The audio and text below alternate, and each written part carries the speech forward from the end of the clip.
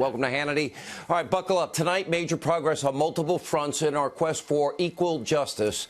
At this hour, John Durham's investigation into the origins of this Russia witch hunt is now causing massive panic among many deep state officials, including many at the top upper echelon of the CIA. Again, not rank and file.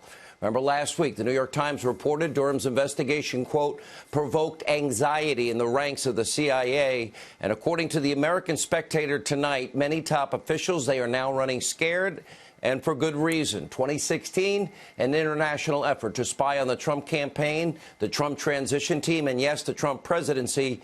It all occurred. Multiple secret undercover informants were involved.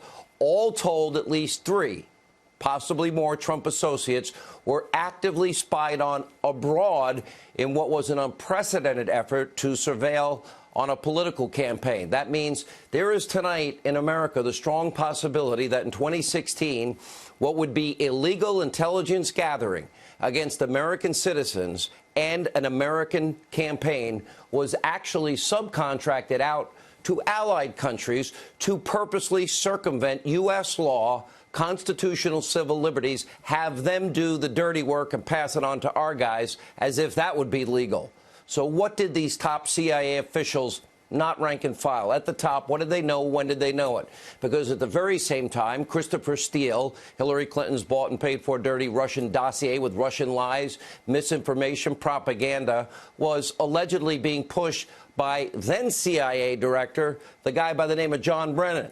And by the way, all of this happened on Obama and sleepy, creepy, crazy Uncle Joe's watch, not Donald Trump's. Brennan, now a paid official 24/7 Trump hater on conspiracy TV, MSNBC, every second, every minute, every hour of every day hating Trump. He should be very worried tonight. He has previously called the president treasonous. But tonight, it looks far more likely, far more plausible that, in fact, it was Brennan who used his huge power and influence at the Central Intelligence Agency to spread lies, propaganda, misinformation to influence a presidential election. How deep this goes, we will find out. And it's not just Brennan who needs to be held accountable.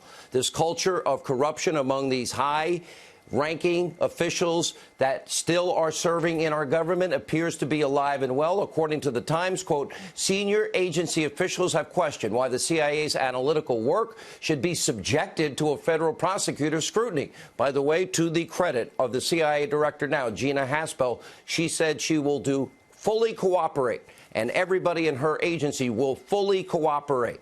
I have news for these senior officials, though, by the way.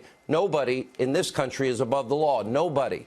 We are a constitutional republic. We are based on the civil liberties of we, you, we, the people, not the government. Fidelity to our constitutional civil liberties, that is a cornerstone of successful civil society. Now, we do entrust what is absolutely positively, and I'm proud of this because we need them, the world's single most powerful tools of intelligence to protect us against many enemies, both foreign and domestic. Those enemies are real. These powerful tools, however, are never to be weaponized against the American people or political opponents or political campaigns.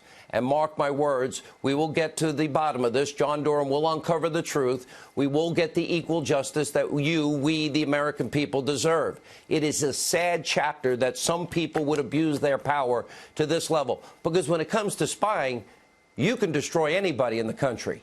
That's why we have a Constitution, which is the foundation of our rule of law, which is where our civil liberties come from. The president, the attorney general are all dedicated to stopping this abuse of power from ever happening again, no matter who was involved. Let's take a look. You clearly believe there was a group of people working against you. Do you think President Obama was behind it? I would say that he certainly must have known about it because it went very high up in the chain, but you're going to find that out. I'm not going to make that statement quite yet, but I would say that President Obama had to know about it. A previous administration used the intelligence data and the intelligence agencies to spy on my campaign. Do you believe that President Obama spied on your campaign? I don't know, but hopefully we're going to find out. Now, keeping the deep state in check will be an ongoing struggle. It will take time. We won't stop. For example, over the weekend, even the New York Times issued a report about America's escalating online attacks against Russia's power grid. Now, the Times is alleging that the president was purposely left in the dark about these new measures. Quote, officials described broad hesitation to go into detail with Mr. Trump about operations against Russia for concern over his reaction and the possibility that he might countermand or discuss it with foreign officials. Excuse me, but whether Washington, unelected, unaccountable bureaucrats like it or not, President Trump was a duly elected president of the American people. He was given his power as commander-in-chief by the American people, not by Washington swamp and sewer creatures. And he must be briefed on any serious security measure that this country takes against an international foe. And yes, Russia is a foe, a hostile regime run by a hostile actor by the name of Vladimir Putin. By the way, as an aside, I'll just throw this out there. You want to bring Russia and Putin to their knees? This country can and should outproduce them in terms of energy. And when we do that and use the vast resources that are far bigger than theirs and help our allies with what is the lifeblood of every economy, oil and gas, guess what? They'll be in deep trouble. But you do have these holier-than-thou James Comey super patriots in our nation's capital. They've got to be stopped. The will of the American people must be served. We must be protected from what is a powerful few unelected, unaccountable bureaucrats. And for many years, one of those powerful, unelected bureaucrats, there she is, was Hillary Clinton. Tonight, the fallout from her reckless mishandling of top-secret classified information during her time as Secretary of State is far from over, as the Attorney General said to Senator Lindsey Graham of South Carolina. And breaking just moments ago, our very own Catherine Herridge is now reporting at this hour that an ongoing State Department probe has now identified at least 15 individuals who mishandled classified material associated with Clinton's illicit secret server that was in the mom-and-pop shop bathroom closet. So far, the State Department's review has uncovered 30 serious security incidents, and those numbers could get much higher as the investigation continues to unfold. An incredibly scary situation.